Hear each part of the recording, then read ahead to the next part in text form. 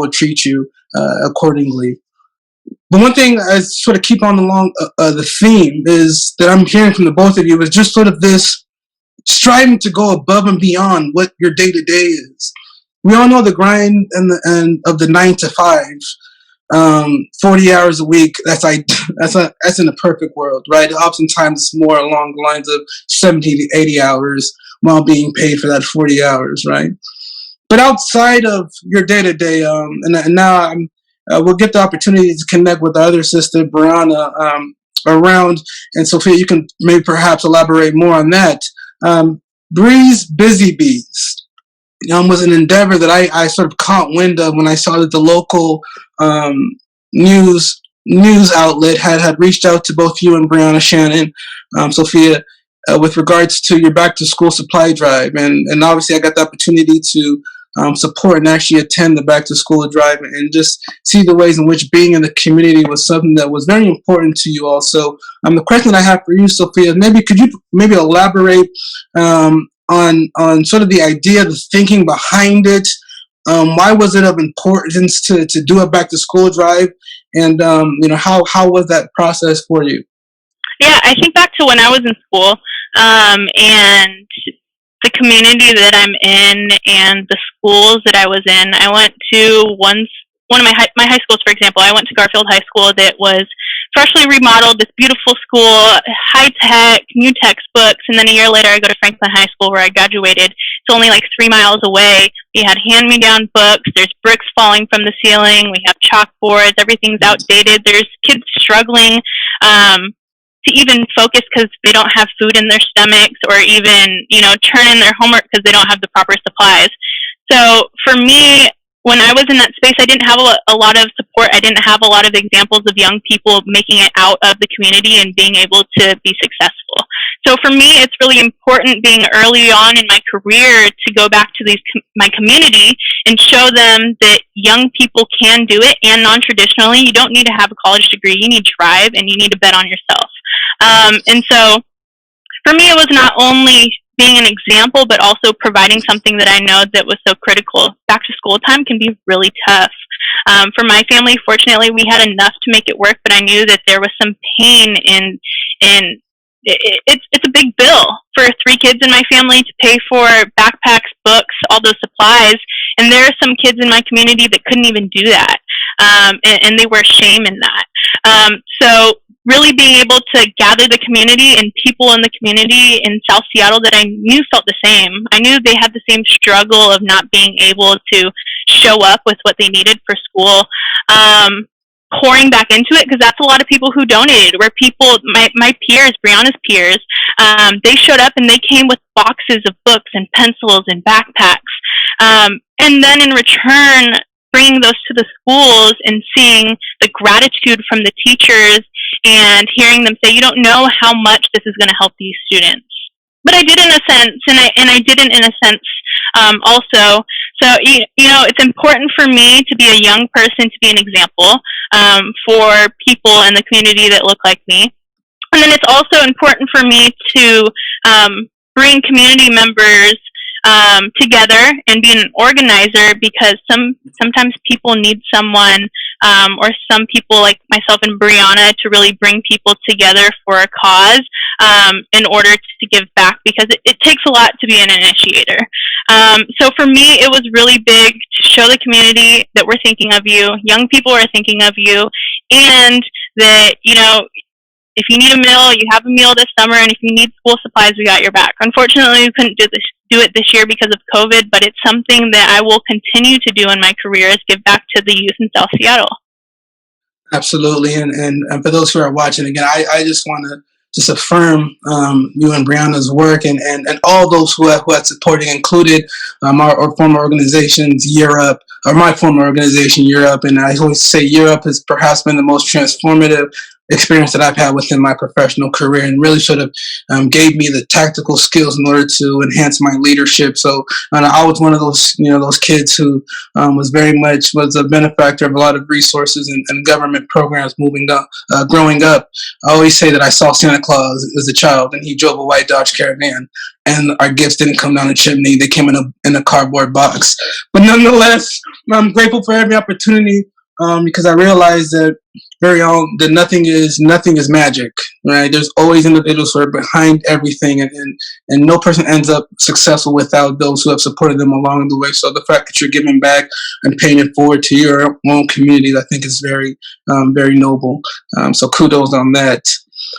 For Heaven, I'm not forgot about you, Heaven. So Heaven, me just connecting with you, during learning and development, during being at Uptown, both you, Sophia, as well. I just hearing, even during the introduction, Heaven, just the litany of things that you're involved in. That is kind of aligned with how I remember you in the program at Year Up. I say, Heaven, you have actively been involved with everything since learning and development in Belltown, Seattle. And I knew back then that you were going to be an ambassador for me, if that opportunity would present itself. And now, sort of, you have an active role within the alumni board and within your professional career. Can you sort of talk about, what does it mean to just actively, continue to give back and to be involved with so many different endeavors yourself? I think for me, giving back is super important and also ties into things that I am passionate about. When it comes to Year Up means everything to me because it gave me a new life. It gave me new people that I now call my close friends. It gave me a career where I'm now making a lot of money. It's allowed me to become the best version of myself because Year Up poured so much into me. They poured resources, time, and they put me in an environment where I could be successful. And so when I think about Year Up, I want to provide, that amount of time and energy into the students and interns that are there. And I also want to enhance the lives of the alumni. Me and Sophia and Briana, we're all alumni in the Puget Sound area. And when you are post Year Up, you have to continue to act. ACT is the action acronym that Year Up, has for not only advancing your careers, contributing to Year Up success, and taking action and the opportunity movement. So when I think about all three of those lanes, that is what is driving me. It's driving me so that the alumni in this area, they continue to level up, they continue to have resources, they continue to share this with community. So my time, my treasure, and my energy will always be poured into Year Up. And that has been, the form of serving on the local board. It's been providing events. It's been, having opportunities to travel and connect with other alumni leaders in other areas because Year Up is a national organization and the impact is so big. There's so much that we do here for Puget Sound, but then there's so much that we all do together just as alumni, as a whole. And so when I look in that lens, I also serve on the board of directors, and that has also been super important to me because now I'm the alumni voice when it comes to a decision being made on behalf of your Puget Sound. I was once a student, I was once an intern, and now I'm an alum, and I can speak through all of these phases of my Year Up journey. And even outside of Year Up, I'm also going to always be a social justice activist. This is just something that you're not going to take out of me, no matter where I'm at. And over the summer, I watched as a lot of new people came together, to be part of the movement, to be part of the Black Lives Matter movement. Whenever there is a movement, there are multiple roles. There are people in the front lines. There are protesters. There are people that donate. There are writers. There are people that are behind the scenes connecting the dots. And I wanted to find my lane and my avenue to be inside of this movement, to take action, right? And for me, that was with 442. I lived in Kent for over 16 years, went through the Kent school district and the system. And as this new, BIPOC group, Black, Indigenous, and people of color group was starting to form, that is where I hopped in to help wherever it was at. We're planning a protest, we're planning a virtual teach-in, we're showing up to city council meetings, we're lighting them up, we're reviewing resolutions for race and equity that they're passing, we're looking at the school resource officers in school, we're looking at the zero tolerance versus restorative justice measures that they put on students. We are deep diving into demands and also demanding action. And so that has been very passionate, for me to continue policy and system change. It's something that is long overdue.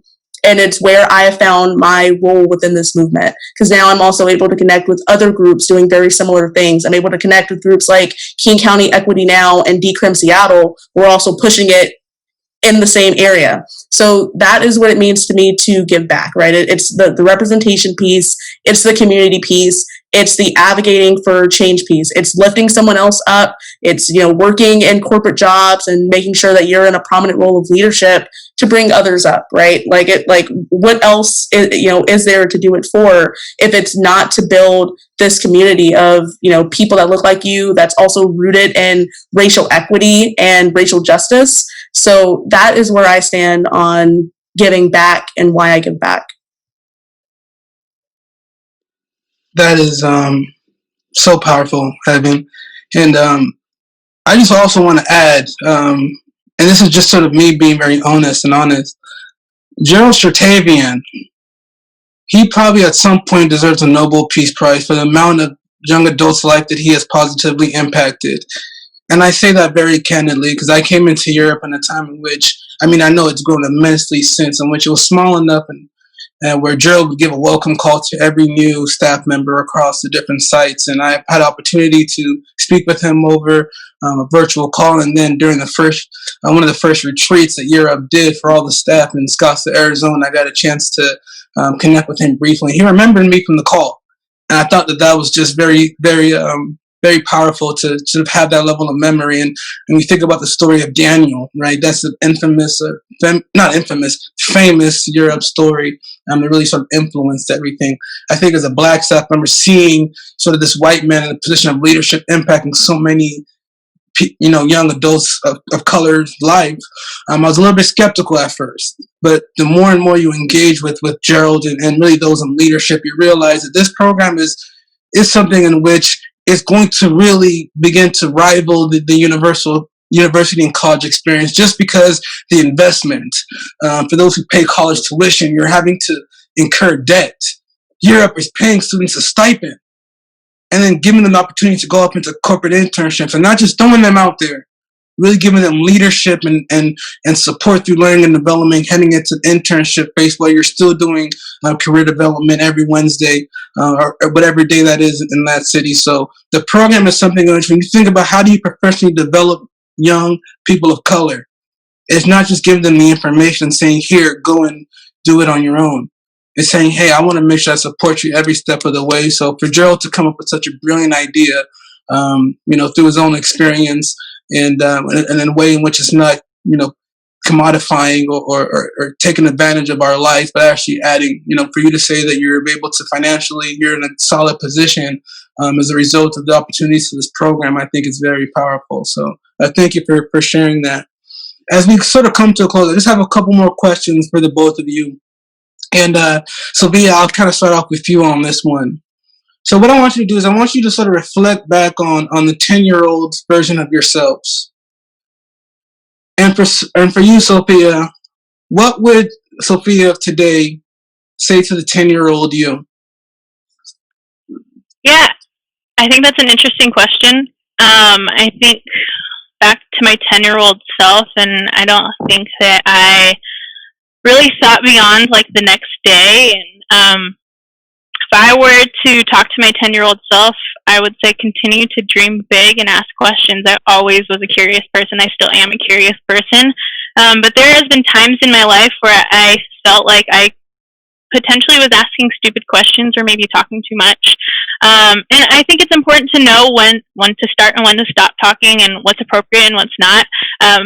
But never to turn off my curious mind, and to always believe in myself and continue to push forward and work hard. My parents led by a great example. My mom's an immigrant, and my dad worked 2 jobs growing up, and they kind of worked split shifts where it was usually like one parent at home unless it was really late at night.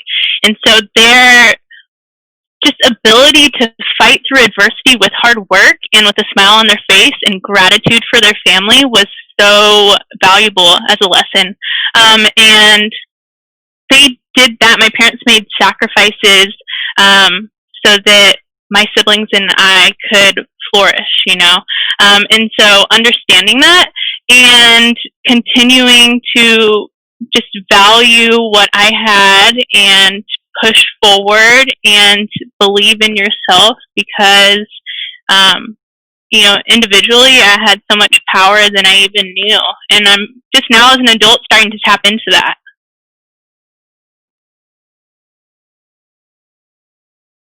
Awesome. Thank you so much. And how about for you, Heaven? 10-year-old Heaven, I don't even think that she could grasp with who that the 24-year-old Heaven is today. But she's full of energy. She's playing games with friends. She's very kind-hearted. I would tell her never give that up. There are definitely going to be times when it's hard. And you might want to ball yourself up and just sort of shut everyone out. Don't do that. I would, just like what Sophia mentioned, I would give my mom and dad a hug because I think when we're kids, we don't really grasp like how hard our parents are working and how much they are sacrificing. My mom, she was raising, 3 kids as a single mother. By the time I was 10, it was just me and my sister in the household. But she's, making it work on a Walmart salary. Right. And from our eyes, never wanting or needing for anything. And I could have thought my mom was a millionaire, right? Because she was always working. She always made it happen. But I understand the sacrifice and the struggle of what she was going through. I would go give her a hug. I would go give her a hug. I'd go give my dad a hug because I know that they are working because of the circumstances of the era that they grew up in. And so I would just love on them harder. I would continue to be the person that I always was. I would make sure to tell myself, do not, put self limitations on yourself. Right. I had all these big dreams. I'm gonna be a singer. I'm gonna be, an actor. I'm gonna do all these things. Keep that mindset. I mean, I'm not all these things today, but it was just the curiosity, not only that I had, but also the dreams. I just want to do all these big things. I don't know exactly what it is, but if I just keep thinking like that, it will eventually turn into who I am. I would also, go back and give my grandma a hug because she died when I was 14. And the me today is so interested in my family history that I unfortunately didn't get a chance to get a lot of that when I was younger while people were either still alive or they still remembered. I would have pushed harder to know about their stories, to know about the time periods that they grew up in so I can document it down. So that is what I would tell myself. I think she would listen. I hope she would listen. And that is, sort of how I would go about that. I think she would find a lot of that, or all of that, very informative and very, very insightful. So, yeah, thank you for such a profound response to that question. So, again, both for you, Heaven and Sophia, thank you both so much for your time. As we come to a close, I do have one more last question, and this question is, I saved it intentionally for the end to be a little bit more complex, and I offer and I welcome you all to sort of take this question in any direction that you so please. And I really want you to be as